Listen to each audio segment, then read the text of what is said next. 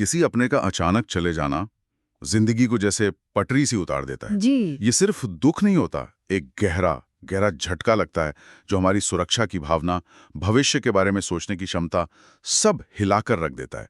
आज हम इसी मुश्किल सफर पर बात करेंगे, आकस्मिक मृत्यु के बाद जो शोक होता है और खास तौर से वो अपराध बोध जो अक्सर पीछा नहीं छोड़ता। इसे कैसे समझें और अगर कोई अपना इस दौर से गुजर रहा है तो उसका सहारा कैसे बने। हमारी ये बातचीत आधारित है आकस्मिक मृत्यु के बाद शोक और अपराध बोध का सामना, एक विस्तृत मार्गदर्शिका नाम के स्रोत पर। मकसद है उन लोगों को राह दिखाना जो किसी दुखी व्यक्ति की मदद करना चाहते हैं। तो चलिए इस उलझी हुई भावना की परतों को खोलते हैं। बिल्कुल। और सबसे पहले ये समझना जरूरी है कि अचानक हुई मृत्यु का दुख वो लंबी बीमारी के बाद होने वाले दुख से एकदम अलग होता है। अच्छा, कैसे? देखिए, इसमें तैयारी का कोई वक्त नहीं मिलता, बिल्कुल भी नहीं। दिमाग को कोई चेतावनी नहीं मिलती। हाँ, कोई संकेत नहीं होता। और नतीजा होता है गहरा सदमा, एक भावनात्मक भूचाल। पहली प्रतिक्रिया अक्सर यकीन न करना और सदमे की होती है। हाँ, तो क्या ये एक तरह से दिमाग का जैसे फ्यूज उड़ जाता है कि जानकारी इतनी भयानक है कि सिस्टम उसे प्रोसेस ही नहीं कर पाता? हाँ, बिल्कुल वैसा ही। मन खुद को बचाने के लिए एक भावनात्मक ढाल सी बना लेता है। ढाल मतलब व्यक्ति सुन्न महसूस कर सकता है, जैसे सब कुछ सपने जैसा लग रहा हो, भावनाओं से कटा हुआ सा। ओह। पर ये उदासीनता नहीं है, ये एक जरूरी मनोवैज्ञानिक बचाव है। वो जो असहनीय दर्द है ना, मन उसे एक बार में झेल नहीं सकता। समझ गया। और फिर ये शुरुआती सुन्नपन, ये धीरे धीरे भावनाओं के तूफान में बदलता है, जैसे डर, घबराहट, चिंता। हाँ, बिल्कुल। दुनिया अचानक असुरक्षित लगने लगती है, हर चीज में खतरा नजर आने लगता है। लोग अक्सर दुख के वो 5 चरणों की बात करते हैं, इनकार, गुस्सा, सौदेबाजी वगैरह। लेकिन क्या ये चरण सच में इस अनुभव को सही बयान कर पाते हैं, या ये बस समझने की कोशिश में एक और सरलीकरण है? ये एक बहुत अहम सवाल है। देखिए, ये 5 चरण एक मॉडल तो है, लेकिन शोक कोई सीधी रेखा में चलने वाला सफर नहीं है। बिल्कुल नहीं। अच्छा, ये बहुत ज्यादा उलझा हुआ है। हाँ, आगे पीछे जाने वाला, और हर व्यक्ति के लिए अलग होता है। कोई शायद महीनों तक इनकार में रहे, कोई सीधा गुस्से पर पहुंच जाए, डॉक्टरों पर गुस्सा, हालात पर, यहाँ तक कि कभी-कभी जाने वाले पर भी। हाँ, ये भी होता है। और ये भावनाएं एक दिन में कई बार बदल सकती हैं। तो इन चरणों को एक नक्शे की तरह नहीं देखना चाहिए, बल्कि शोक के समंदर में उठने वाली अलग-अलग लहरों की तरह सोचना बेहतर है। और ये सिर्फ मन का खेल नहीं है, इसका असर तो पूरे शरीर पर पड़ता है ना? हाँ जी, बिल्कुल। ये एक गहरा शारीरिक अनुभव भी है। अचानक लगे सदमे का तनाव वो शरीर की लड़ो या भागो प्रतिक्रिया को चालू कर देता है। फाइट और फ्लाइट रिस्पॉन्स। जी हाँ, फाइट और फ्लाइट। ये सिस्टम हमें खतरे से बचाने के लिए बना है, और ये शरीर में कोर्टिसोल और एड्रेनालिन जैसे स्ट्रेस हार्मोन भर देता है। यानी शरीर लगातार एक इमरजेंसी मोड में रहता है, जैसे हमेशा कोई खतरा है। हाँ, कुछ हफ्तों या महीनों तक ऐसा चल सकता है। और जब ये सिस्टम लगातार चालू रहता है तो इसके शरीर पर बुरे असर पड़ते हैं। जैसे? नींद की समस्या बहुत आम है। सोना पाना, बार बार जागना, बुरे सपने आना। ओह। हाँ, और शायद इसीलिए जाओ थोड़ी नींद ले लो जैसी सीधी सलाह अक्सर काम नहीं करती, क्योंकि शरीर तो अंदर से लड़ाई के मोड में है। आपने बिल्कुल सही समझा। शरीर आराम की स्थिति में आ ही नहीं पाता। फिर भूख में बदलाव दिखते हैं, या तो बिल्कुल भूख ना लगना, या फिर आराम पाने के लिए बहुत ज्यादा खाना, जिससे वजन घट या बढ़ सकता है। अच्छा। और लगातार के इस तनाव से भयानक थकान महसूस होती है, जैसे छोटे छोटे काम करने की भी हिम्मत ना हो। हाँ, वो रोजमर्रा के काम भी पहाड़ लगते होंगे। बिल्कुल। और फिर सर दर्द, पेट दर्द, मांसपेशियों में खिंचाव, ये सब शरीर में जमा हुए तनाव के लक्षण हैं। और दिमागी तौर पे क्या असर दिखता है, फोकस वगैरह पर? हाँ, ध्यान लगाने में बहुत मुश्किल होती है। दिमाग जैसे एक धुंध में रहता है।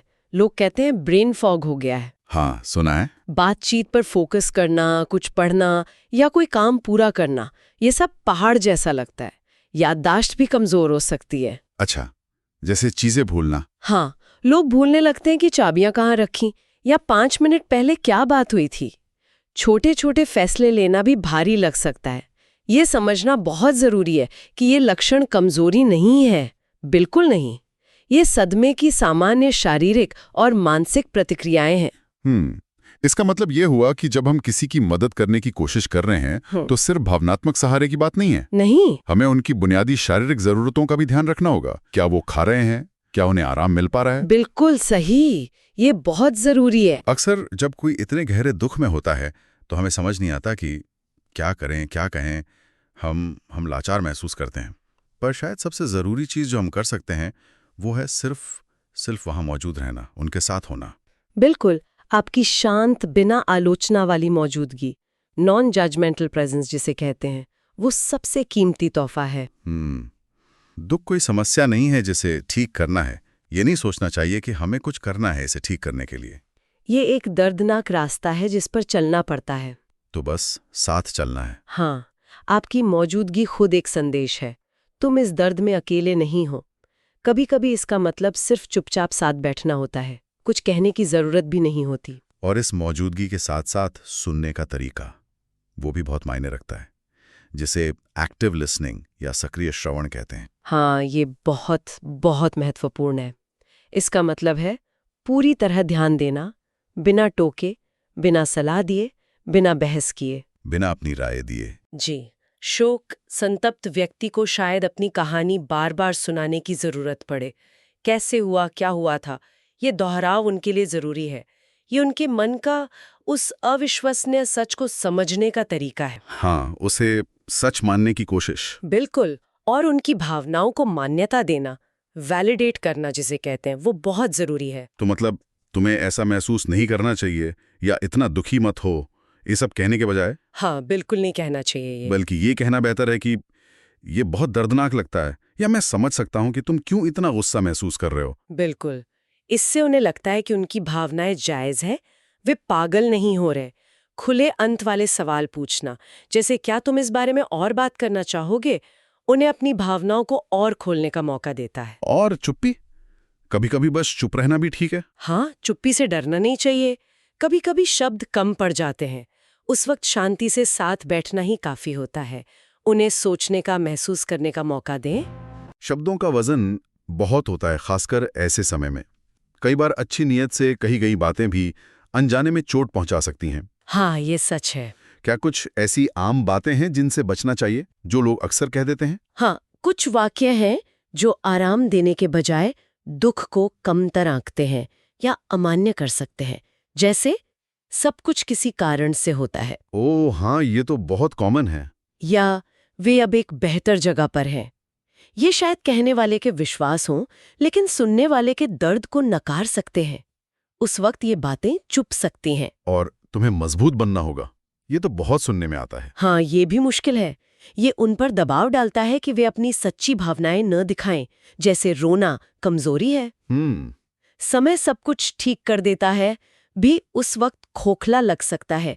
दर्द इतना ताज़ा होता है कि भविष्य की बात बेमानी लगती है। और खास तौर पर मैं जानता हूं कि तुम कैसा महसूस कर रहे हो। हाँ, इससे तो बचना ही चाहिए, क्योंकि हम सच में नहीं जान सकते।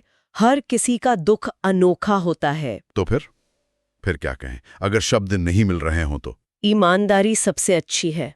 ये कहना बिल्कुल ठीक है, मेरे पास शब्द नहीं है, लेकिन मैं तुम्हारे लिए यहाँ हूँ। ये बहुत शक्तिशाली है। हाँ, या सिर्फ मुझे तुम्हारे नुकसान के बारे में सुनकर बहुत दुख हुआ। सादगी में ताकत होती है। और मरने वाले का नाम लेने से ना डरें। अक्सर लोग नाम लेने से कतराते हैं। हाँ, जैसे जिक्र छिड़ना ही नहीं चाहते। लेकिन इससे बचकर ऐसा लग सकता है कि दुनिया उन्हें भूल गई है। उनकी कोई अच्छी याद साझा करना अक्सर सुकून दे सकता है। ये दिखाता है कि उन्हें याद रखा गया है, उनके जीवन का महत्व था। ये अच्छी बात है। आपने शारीरिक और मानसिक असर की बात की थी कि कैसे सोचने समझने की क्षमता वो कम हो जाती है। जी। इसका व्यावहारिक मदद देने के तरीके पर क्या असर पड़ता है?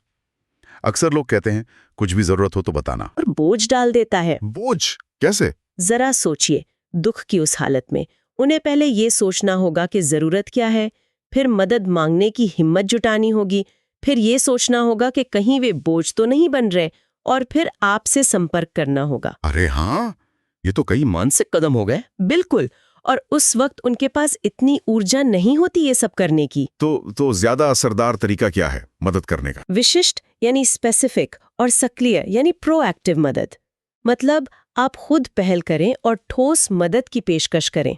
अच्छा, जैसे क्या तुम्हें किराने के सामान की जरूरत है पूछने के बजाय कहें, मैं कल दोपहर किराने की दुकान जा रहा हूं, मुझे अपनी लिस्ट भेज दो या व्हाट्सएप कर दो। हाँ, इससे फैसला लेने का बोझ उनसे हट गया। बिल्कुल। या कहें, मैं आज शाम 7 बजे तुम्हारे लिए डिनर ला रहा हूं, क्या कोई ऐसी चीज है जो तुम नहीं खाते? बच्चों की देखभाल में मदद करना, घर के कामों में हाथ बटाना, बिल भरने में मदद करना, ऐसी ठोस पेशकश करें। आप सिर्फ मदद की पेशकश नहीं कर रहे हैं, आप एक समस्या का अंदाजा लगाकर उसका समाधान दे रहे हैं। ये बहुत बहुत प्रैक्टिकल सलाह है। चलिए अब उस सबसे मुश्किल भावना पर आते हैं जिसका जिक्र हमने शुरू में किया था, अपराध बोध। वो क्या होता अगर और काश मैंने ऐसा किया होता वाला अंतहीन सिलसिला। हाँ, उत्तरजीवी अपराध बोध, सर्वाइवर्स गिल्ट, ये आकस्मिक मृत्यु के बाद बहुत बहुत आम है और बहुत दर्दनाक भी। व्यक्ति ये मानने लगता है कि उसे और ज्यादा करना चाहिए था, कि वो किसी तरह इस मौत को रोक सकता था। काश मैंने उन्हें उस दिन बाहर जाने से रोक दिया होता, अगर मैंने लक्षणों को पहले पहचान लिया होता तो। ये विचार मन में जैसे अटक जाते हैं, घूमते रहते हैं। ये सुनने में शायद तरकीन लगे बाहर वाले को, लेकिन इसका अनुभव करने वाले के लिए तो ये बहुत वास्तविक होता है। हाँ, बहुत वास्तविक। क्या इसके पीछे कोई मनोवैज्ञानिक कारण है? ये क्यों होता है? हाँ है, और यहाँ ये बात काफी दिलचस्प है। ये अपराध बोध अक्सर एक मनोवैज्ञानिक बचाव का तरीका होता है, एक डिफेंस मैकेनिज्म। बचाव? अपराध बोध कैसे बचाव कर सकता है? देखिए, ये मानना बहुत डरावना है कि भयानक चीजें बिना किसी चेतावनी के, बिना किसी कारण के हो सकती हैं और हमारा उन पर कोई नियंत्रण नहीं है। ये जो भयानक बेबसी है ना, इसका सामना करने के बजाय मन नियंत्रण की एक झूठी भावना पैदा करने की कोशिश करता है। लेकिन खुद को दोष दे के नियंत्रण कैसे महसूस होता है? ये तो उल्टा लग रहा है। समझिए, खुद को दोष देना, ये मेरी गलती थी, एक तरह से एक कारण और प्रभाव की कहानी बनाता है। ये कहानी हालांकि दर्दनाक है, फिर भी उस भयानक एहसास से कम डरावनी लग सकती है कि दुनिया पूरी तरह से अप्रत्याशित, रैंडम है और हम उसमें असहाय हैं। अच्छा, मैं असफल हो गया, ये मानना शायद मेरे पास कोई शक्ति नहीं थी, मानने से मनोवैज्ञानिक रूप से आसान लगता है। अजीब है, पर ऐसा होता है।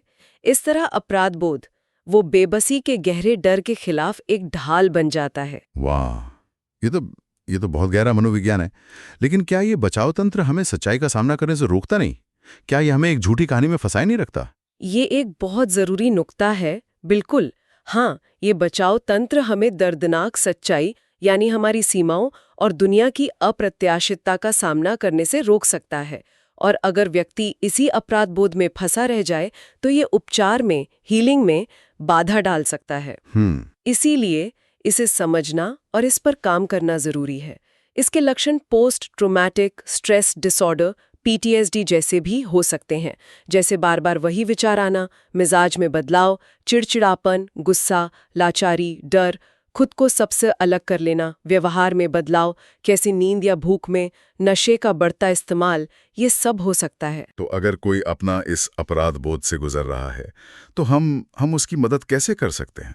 उसे ये कैसे समझाएं कि ये उसकी गलती नहीं थी, बिना उसे ये महसूस कराए कि हम उसके दर्द को कम आंक रहे हैं? हाँ, ये बहुत नाजुक काम है। याद रखें, हम थेरेपिस्ट नहीं हैं, लेकिन हम सहारा दे सकते हैं। सबसे पहले इस भावना को सामान्य बनाना जरूरी है। उन्हें बताएं कि ये सदमे की एक आम प्रतिक्रिया है। वो अकेले नहीं है जो ऐसा महसूस कर रहे हैं। अच्छा, आप कह सकते हैं, तुम जो महसूस कर रहे हो वो समझ आता है, बहुत से लोग ऐसा महसूस करते हैं, ये सदमे का हिस्सा है। फिर धीरे धीरे संज्ञानात्मक पुनर्रचना, कॉग्निटिव रीस्ट्रक्चरिंग में मदद कर सकते हैं। ये क्या होता है कॉग्निटिव रीस्ट्रक्चरिंग? ये एक तकनीक है जिसमें अपराध बोध से जुड़े विकृत विचारों, सब मेरी गलती है, को धीरे से और हमदर्दी से चुनौती दी जाती है। बहस नहीं करनी है, बिल्कुल नहीं। तो फिर बस नरम, खोजपूर्ण सवाल पूछने हैं, जैसे क्या उस दिन ऐसे भी कारक थे जो तुम्हारे नियंत्रण से बाहर थे, या उस वक्त तुम्हारे पास क्या जानकारी थी, क्या जानने का कोई तरीका था कि ये कितना गंभीर होगा। मतलब उन्हें सोचने पर मजबूर करना, पर आराम से। बिल्कुल, मकसद उन्हें गलत साबित करना नहीं, बल्कि उन्हें एक व्यापक परिप्रेक्ष्य, एक बड़ा नजरिया देखने में मदद करना है। और खुद के प्रति नरमी बरतने में मदद करना, सेल्फ कंपैशन। हाँ, बिल्कुल। आत्मकरुणा और आत्मक्षमा, सेल्फ कंपैशन और सेल्फ फॉरगिवनेस। जो लोग अपराध बोध से ग्रस्त होते हैं, वे अक्सर खुद के सबसे बड़े आलोचक होते हैं, बहुत कठोर होते हैं खुद पर। हाँ, उन्हें ये सोचने के लिए कहें, अगर तुम्हारा सबसे अच्छा दोस्त इस स्थिति में होता तो तुम उससे क्या कहते? क्या तुम उस पर इतने सख्त होते? नहीं, शायद नहीं। तो फिर खुद पर क्यों? उन्हें इंसान होने की अपूर्णता स्वीकार करने में मदद करें। माफ करने का मतलब भूलना नहीं है, बल्कि उस दोष के बोझ को थोड़ा हल्का करना है। आपने स्रोत में कथा तकनीकों का भी जिक्र देखा? ये कैसे काम करती हैं? हाँ, ये बहुत शक्तिशाली हो सकती हैं। हम सब अपनी जिंदगी की कहानियां सुनाते हैं ना, और ये कहानियां हमारी भावनाओं को आकार देती हैं। सही बात है। अपराध बोध से ग्रस्त व्यक्ति अक्सर एक ऐसी कहानी सुनाता है जिसमें वो विलेन या नाकामयाब होता है। मेरी वजह से हुआ, मैं रोक सकता था। कथा तकनीकें इस कहानी को फिर से कहने में मदद करती हैं, तथ्यों को बदले बिना, लेकिन नजरिए को बदलकर। यहाँ ये वास्तव में दिलचस्प हो जाता है। तो कहानी को कैसे बदला जा सकता है? कहानी तो वही रहेगी ना? कहानी के तथ्य वही रहेंगे, लेकिन किस पर जोर दिया जा रहा है वो बदल सकता है। उन्हें घटना की कहानी बार बार बताने के लिए प्रोत्साहित करें। ओके। हर बार आप उन्हें उन पहलुओं पर ध्यान केंद्रित करने में मदद कर सकते हैं जिन्हें वे नजरअंदाज कर रहे हैं, जैसे उनका प्यार और देखभाल जो उन्हें दिखाई, उनकी उस वक्त की लाचारी, बाहरी कारक जो उनके नियंत्रण में नहीं थे। अच्छा। धीरे धीरे कहानी सिर्फ दोष की कहानी ना रहकर प्यार, नुकसान और दुखद परिस्थितियों की कहानी बन सकती है। लक्ष्य अपराध बोध को पूरी तरह मिटाना नहीं है, शायद वो मुमकिन भी ना हो। लक्ष्य है उसे कम विनाशकारी बनाना और व्यक्ति को पीड़ित की भूमिका से निकालकर एक उत्तरजीवी, सर्वाइवर की भूमिका में लाना। बिल्कुल, एक सर्वाइवर जो मुश्किल हालात से गुजरा है। उपचार, हीलिंग तो एक लंबा सफर है। दुख की लहरें तो बाद में भी आती रहती होंगी, खासकर जन्मदिन या बरसी जैसे मौकों पर। बिल्कुल, ये लहरें अप्रत्याशित रूप से आ सकती हैं और खास तारीखें, जन्मदिन, बरसी, त्योहार, ये खास तौर पर मुश्किल हो सकती हैं। हाँ। इन तारीखों को पहले से पहचानना और उनके लिए योजना बनाना मददगार हो सकता है। उन्हें नजरअंदाज करने के बजाय स्वीकार करें। योजना बनाना मतलब उनसे बात करना। पूछें, अगले हफ्ते मरने वाले का नाम का जन्मदिन है, क्या तुम उस दिन कुछ खास करना चाहोगे, या चाहोगे कि मैं बस तुम्हारे साथ रहूं? उन दिनों में साथ रहना बहुत मायने रखता है। और उपचार का मतलब भूलना तो नहीं है ना? कतई नहीं, बिल्कुल नहीं। बल्कि उपचार का एक हिस्सा है जाने वाले के साथ एक नया स्थायी रिश्ता बनाना जो यादों, प्यार और उनकी विरासत पर आधारित हो। ये कैसे करें? उनकी याद का सम्मान करने के सकारात्मक तरीके खोजने में मदद करे, जैसे उनकी कहानियां साझा करना, कोई परंपरा बनाना, जैसे हर साल उनके जन्मदिन पर उनका पसंदीदा खाना बनाना। हाँ, ये अच्छा है। या उनकी याद में कोई अच्छा काम करना, जैसे किसी जरूरतमंद की मदद करना या कहीं दान देना। ये दुख को एक उद्देश्यपूर्ण काम में बदल सकता है। धीरे धीरे जिंदगी में नए मायने ढूंढने में मदद करना भी जरूरी है, पर बिना किसी दबाव के। हाँ, बिना जल्दबाजी किए उन पर आगे बढ़ने या नॉर्मल होने का दबाव ना डालें। ये शब्द बहुत चुभते हैं। हाँ, ये मूव ऑन वाली बात। जी, छोटे कदमों को प्रोत्साहित करें, जैसे कोई नया शौक आजमाना या सामाजिक गतिविधियों में धीरे धीरे शामिल होना, लेकिन तभी जब वे तैयार महसूस करें। उनकी हिम्मत को सराहें, स्वीकार करें कि दुख उन्हें बदल देता है। हाँ, वो पहले जैसे नहीं रहते। लक्ष्य पुराने स्व में लौटना नहीं है, बल्कि एक नए स्व का निर्माण करना है जो इस नुकसान को अपनी कहानी का हिस्सा मानता हो। और हाँ, उनकी सांस्कृतिक और आध्यात्मिक मान्यताओं का सम्मान करना भी जरूरी है। रीति रिवाज और विश्वास अक्सर बहुत सुकून देते हैं। अगर हम इसे बड़ी तस्वीर से जोड़ें तो ये बाहरी संरचनाएं दुख के उथल पुथल भरे आंतरिक अनुभव में एक व्यवस्था और समुदाय की भावना ला सकती हैं। लेकिन एक सहायक के तौर पर, एक दोस्त या रिश्तेदार के तौर पर हमारी भी सीमाएं हैं। कब ये समझना जरूरी है कि अब पेशेवर मदद की जरूरत है? ये पहचानना बहुत जरूरी है, क्योंकि हम सब कुछ नहीं कर सकते। कुछ चेतावनी संकेतों पर ध्यान देना चाहिए, खासकर अगर वे महीनों तक बने रहते हैं। क्या है वो संकेत? जैसे रोजमर्रा के काम करने में गंभीर कठिनाई, जैसे काम पर न जा पाना, घर न संभाल पाना, लंबे समय तक चलने वाला गहरा अवसाद, बहुत ज्यादा निराशा, खुद को एकदम बेकार समझना। आत्महत्या के विचार आना या जाहिर करना, समाज से पूरी तरह कट जाना, किसी से ना मिलना, तीव्र और लगातार बना रहने वाला अपराध बोध, नशे का दुरुपयोग बढ़ जाना और नींद व भूख की समस्याओं में कोई सुधार ना होना महीनों तक। और अगर ये संकेत दिखें तो किस तरह की मदद ली जा सकती है? ऐसे चिकित्सक, थेरेपिस्ट की तलाश करनी चाहिए जो दुख, नुकसान और सदमे, ग्रीफ, लॉस एंड ट्रॉमा में माहिर हों। कॉग्निटिव बिहेवियरल थेरेपी, CBT या EMDR जैसी थेरेपी मददगार हो सकती हैं। अच्छा। सहायता समूह, सपोर्ट ग्रुप्स भी बहुत बहुत मूल्यवान होते हैं। वहाँ ऐसे लोग मिलते हैं जो सच में समझते हैं कि आप किस दौर से गुजर रहे हैं। इससे वो अकेलेपन का एहसास कम होता है। हाँ, ये जरूर मददगार होगा। और अगर अवसाद बहुत गंभीर है या PTSD के लक्षण हैं, तो मनोचिकित्सक, साइकाइट्रिस्ट से मिलना जरूरी हो सकता है। वो दवाएं भी लिख सकते हैं अगर जरूरत हो। किसी को पेशेवर मदद लेने का सुझाव देना ये भी आसान नहीं होता होगा।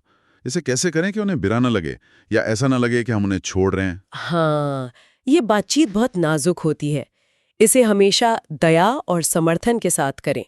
सही समय और जगह चुनें जब वो शांत हों। और क्या कहें? मैं वाले वाक्यों का प्रयोग करें, जैसे मैं तुम्हारे बारे में चिंतित हूँ, बजाय इसके कि तुम्हें मदद लेनी चाहिए। अच्छा, दोष देने जैसा न लगे। बिल्कुल, इसे अतिरिक्त समर्थन के रूप में पेश करें। कहें, मैं हमेशा तुम्हारे लिए यहाँ रहूंगा, लेकिन मुझे लगता है एक पेशेवर तुम्हें वो तरीके बता सकता है जो मेरे पास नहीं है। थेरेपी से जुड़े कलंक को कम करने की कोशिश करें। कहें कि मदद लेना कमजोरी नहीं, ताकत की निशानी है। और व्यावहारिक मदद की पेशकश करें, जैसे थेरेपिस्ट ढूंढने में मदद करना या पहली अपॉइंटमेंट पर साथ चलना अगर वो चाहें। ये बहुत जरूरी बातें हैं। तो इस गहरी चर्चा का निचोड़ क्या है? अगर हमें कुछ मुख्य बातें याद रखनी हो तो वे क्या होंगी? मेरे ख्याल से सबसे जरूरी है आपकी मौजूदगी, आपका धैर्य, विशिष्ट और सक्रिय व्यावहारिक मदद और शोक संतप्त व्यक्ति की सभी भावनाओं, जिसमें वो मुश्किल अपराध बोध भी शामिल है, को बिना जज किए स्वीकार करना और मान्यता देना। मतलब दुख को ठीक करने की कोशिश ना करें, बस उनके साथ चलें। बिल्कुल, उनके सफर में साथी बने। और एक बात जो अक्सर नजरअंदाज हो जाती है शायद, हाँ, वो है एक सहायक के रूप में अपना खुद का ध्यान रखना। हाँ, ये जरूरी है। बहुत जरूरी। आप एक खाली बर्तन से पानी नहीं डाल सकते। सुनिश्चित करें कि आपको भी सहारा मिल रहा है। अपने दोस्तों से बात करें, अपनी सीमाएं पहचानें। ये स्वार्थ नहीं है, ये जरूरी है ताकि आप लंबे समय तक प्रभावी ढंग से समर्थन दे सकें। थक जाएंगे तो मदद नहीं कर पाएंगे।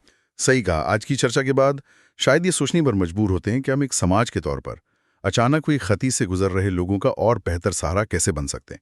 क्या हम ज्यादा संवेदनशील हो सकते हैं, ज्यादा धैर्य रख सकते हैं? हाँ, और शायद जीवन में नियंत्रण की हमारी इच्छा पर फिर से विचार करें, खासकर उस अपराध बोध के संदर्भ में जो हमें ये मानने पर मजबूर कर सकता है कि सब कुछ हमारी मुट्ठी में था, जबकि सच शायद ये है कि बहुत कुछ हमारे नियंत्रण से बाहर है।